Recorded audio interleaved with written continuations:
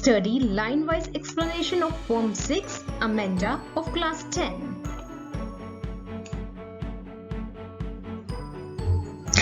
Don't bite your nails, Amanda. Don't hunch your shoulders, Amanda. Stop that slouching and sit up straight, Amanda. Difficult words over here are hunch. Hunch means bend. Shoulders को bend करके बैठना. Other one is slouching. Slouching क्या है? Sitting in a lazy manner. बड़ी सुस्ती से lazy manner में बैठना. Straight नहीं बैठना. यहाँ पर पेरेंट अमेंडा को मैनर्स सिखा रहे हैं, उसे डांट रहे हैं. उनकी टोन जो है वो that is not at all friendly. And ये जो एक्सक्लेमेशन मार्क है, mark of exclamation after Amanda, ये शो कर रहा है that parents are irritated, parents are frustrated. वो तंग हो चुके हैं because Amanda is not listening to them, so they are shouting. वो इंस्ट्रक्ट कर रहे हैं अमेंडा. मदर अमेंडा को गुड मैनर्स सिखाते हुए बोल रही है, डोंट बाइट योर नेल्स, अपने नेल्स मत खाओ. अपने शोल्डर्स को हंच करके बेंड करके मत बैठो अमेंडा. और लेजी मैनर में, स्लाउचिंग मैनर में मत बैठो. Sit up straight Amanda. So यहाँ पर mother is scolding her child Amanda and teaching her good manners. See, these lines are within brackets. Brackets बता रही हैं कि यहाँ पे इस सेकंड स्टेंजा में कुछ important है. So, इस फॉर्म में जो भी स्टेंजास ब्रैकेट है वो अमेंडा की इमेजिनेशन है. Her parents are scolding her, but the child Amanda, वो उनकी तरफ ध्यान नहीं दे रही. She is not listening to them and she is imagining something else. तो let's see यहाँ पे वो क्या imagine कर रही है. There is a languid emerald sea where the sole inhabitant is me, a mermaid drifting blissfully. Languid, शांत. Emerald sea, emerald एक स्टोन है, ग्रीन कलर का स्टोन. So sea, वो बोलती है कि ग्रीन कलर के languid, शांत सी में, समुद्र में, where the sole inhabitant, soul lonely, अकेला inhabitant, अकेला creature है अमेंडा. A mermaid, और वो क्या है? mermaid, जिसकी बॉडी तो फिश की है but upper part is that of a girl. So she is imagining herself to be a mermaid, drifting blissfully. drifting धीरे धीरे वाटर में स्लाइड करना, blissfully, calmly, peacefully. So it is noted that in these lines Amanda is using her imagination as an escape point from day-to-day commands, day-to-day scoldings by her parents. And when she is being scolded by her mother, she imagines herself to be in a deep green sea. She says that she wants to be the only resident of this beautiful green sea. She imagines herself like a mermaid who is alone there and leads her life in a very relaxing way. She wants to be lonely and peaceful in that green colored emerald sea. In stanza 3, mother of Amanda is instructing her to keep herself clean. Did you finish your homework, Amanda? Amanda, क्या तुमने अपना homework कर लिया? उसको फिर से जान पड़ रही है. Did you tidy your room, Amanda? Amanda, क्या तुमने अपना रूम tidy, clean कर लिया है? I thought I told you to clean your shoes. क्या तुमने अपने shoes clean किए हैं, Amanda? So, her mother is instructing her, her mother is scolding her. Now this stanza 4 is again within brackets. Brackets के अंदर means Amanda को डांट पड़ रही है and she is again imagining something else. अब वो क्या imagine करती है? I am an orphan roaming the street. I pattern soft dust with my hushed bare feet. मैं एक orphan हूँ. Orphan, a child whose parents are dead. अनाथ बच्चा. Roaming the streets, streets में घूम रही हूँ. I pattern soft dust, में soft dust पर पैरों से पैटर्न बना रही हूँ. और कैसे प्लेस में बना रही हूँ? जो कि hushed means quiet and still place, जो कि बिल्कुल शांत जगह है. So see this child, इतना awfully depressed है बच्चा, इतना प्रेशराइज है, इतना परेशान हो चुका है कि वो अब ये इमेजिन करने लगी है कि उसके पेरेंट्स ही नहीं है। एंड वो स्ट्रीट में घूम रही है, अपने पाँव से आराम से पैटर्न्स बना रही है शांति से। And why she is imagining this? क्योंकि उसकी माँ उसको डांट रही है for keeping her room clean, for keeping her shoes clean, जबकि वो चाहती है कि वो इन सब बातों से फ्री हो जाए। The silence is golden, the freedom is sweet. इसको इतनी स्कोल्डिंग पड़ती रहती है दिन भर, उसके लिए साइलेंस, चुप्पी, शांति गोल्डन है, सुनहरी है। The freedom is sweet. And she further says that freedom is sweet. This means that she never feels free when she is with her mother.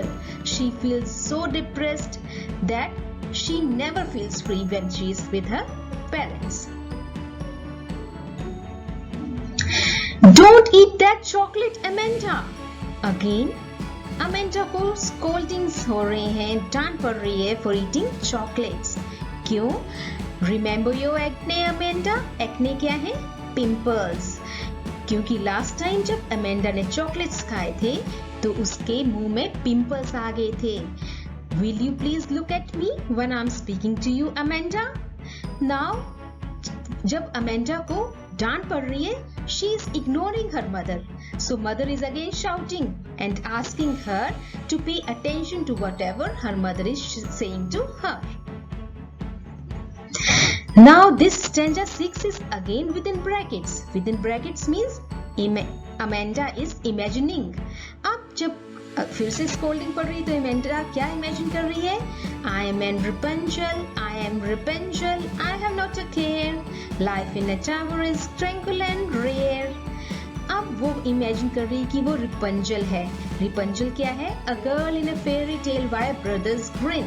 Brothers Grimm में एक जर्मन फेरी टेल है, वहाँ पे एक character है रिपंजल। रिपंजल एक फेरी है, परी है, उसके बहुत ही लॉन्ग हेयर है और वह एक ऊंचे से टावर पर रहती है और उस ऊंचे टावर पर कोई नहीं जा पाता, सिर्फ उसकी मदर जो कि एक बिच है, उसने उसको वहां पे ट्रैप कर रखा है।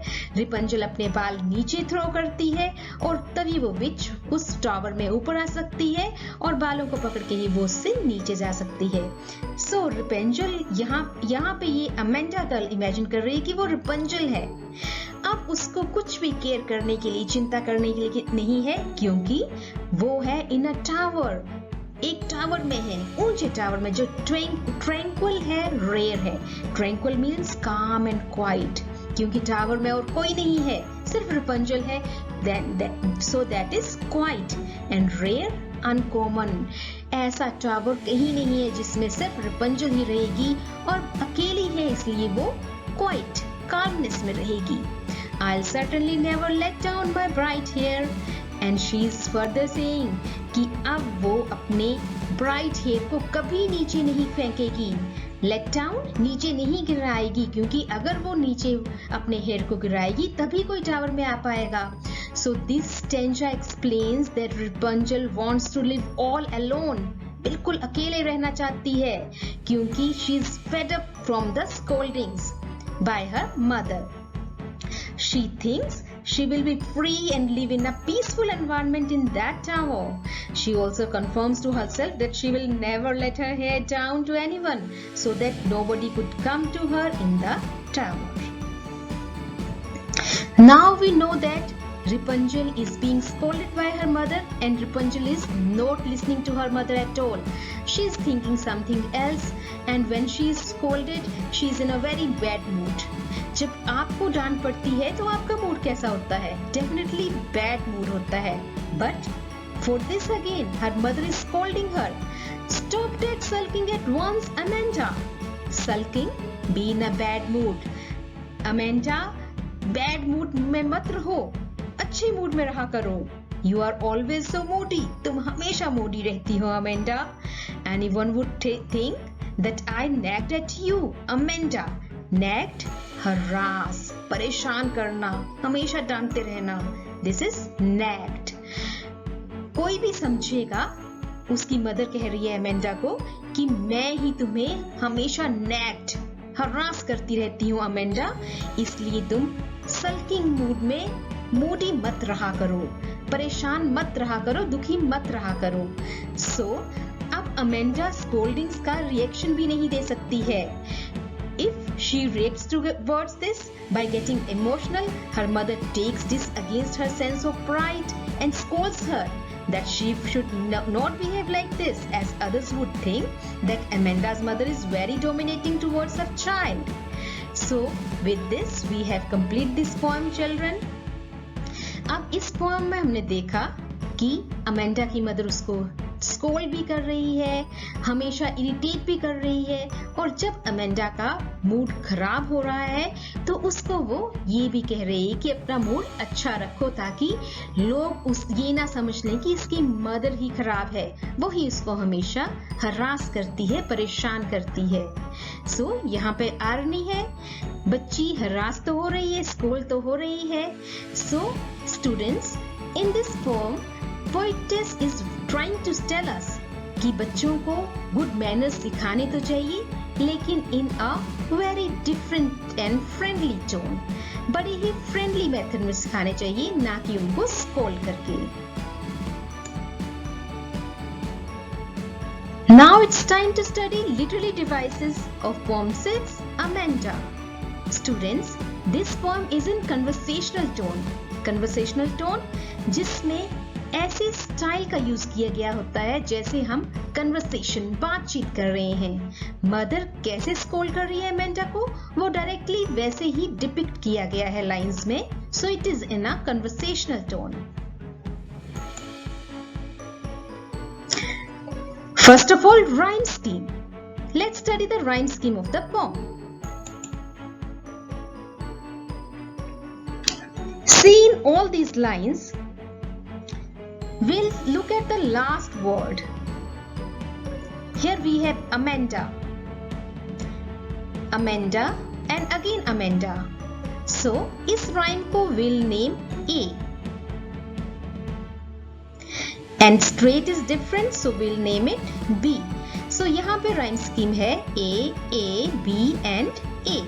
We'll write it here A, B and A. ये है first stanza की rhyme scheme. Then in the second stanza we have see, me, blissfully. So see, me, blissfully, it means same he rhyme है इनकी, एक जैसी rhyme है.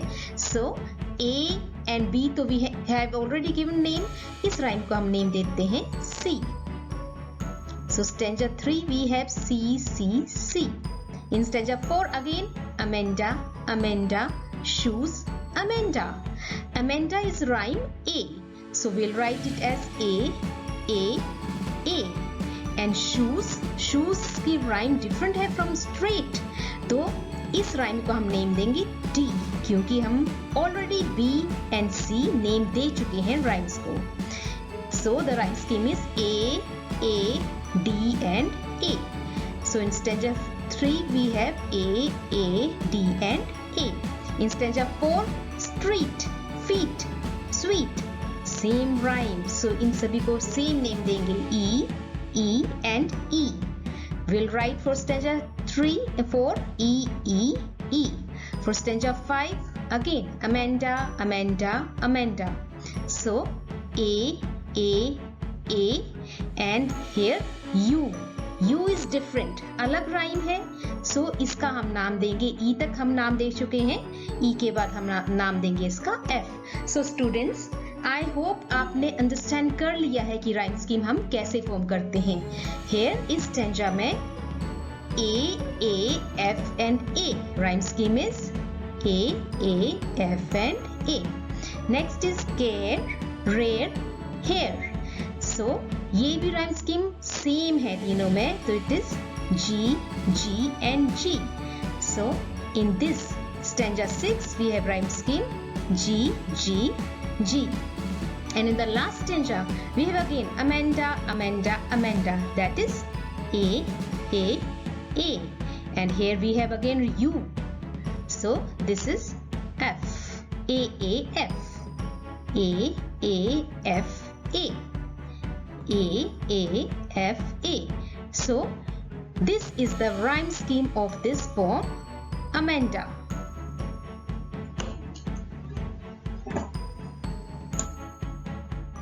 Next literary device is alliteration. Alliteration कहाँ होती है? जहाँ पे सेम लेटर या फिर सेम साउंड से बिगिन होते हैं वर्ड्स जो कि साथ साथ में हो. Let's see sentence 1 over here. Stop, slouching, sit, straight. ये सभी S से बिगिन हो रहे हैं. So here we have alliteration. In sentence 2 again, thought, told, to. ये सभी बिगिन हो रहे हैं T से.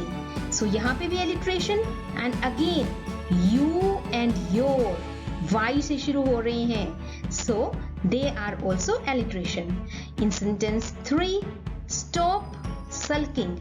ये शुरू हो रहे हैं दोनों words with letter S. So again we have alliteration. Next literary device is assonance. Assonance में क्या है?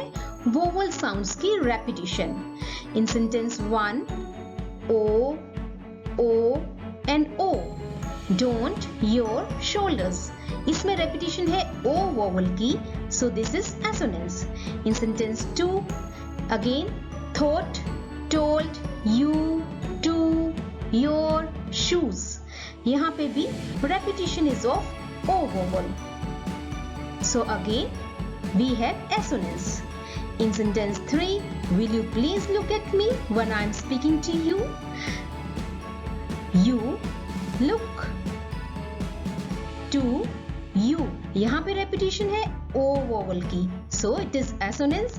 And one more thing, यहाँ पे repetition है E की. Please speaking when me. तो repetition of O and E. E vowel की repetition भी है इसमें. So this is again assonance. Our next literary device is allusion. Allusion क्या है? जब हम किसी famous चीज के बारे में reference देते हैं. So here in this poem, first of all we have been given reference to mermaid. Mermaid एक बहुत ही famous character है. Mermaid is to be free. Mermaid का meaning क्या है? किस reference में use होता है? To be free and contained in their own. अपने आप में मस्त और free. और ये character लिया गया है fairy tale से. So this is allusion.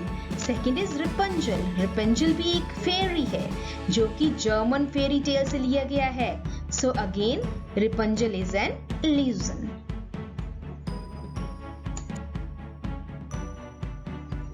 Now the next part is repetition. इस पोम में again and again we have listened Amanda, Amanda, Amanda. Bar bar Amanda को ही डांट रही हैं, स्कोल कर रही हैं उसकी मदर.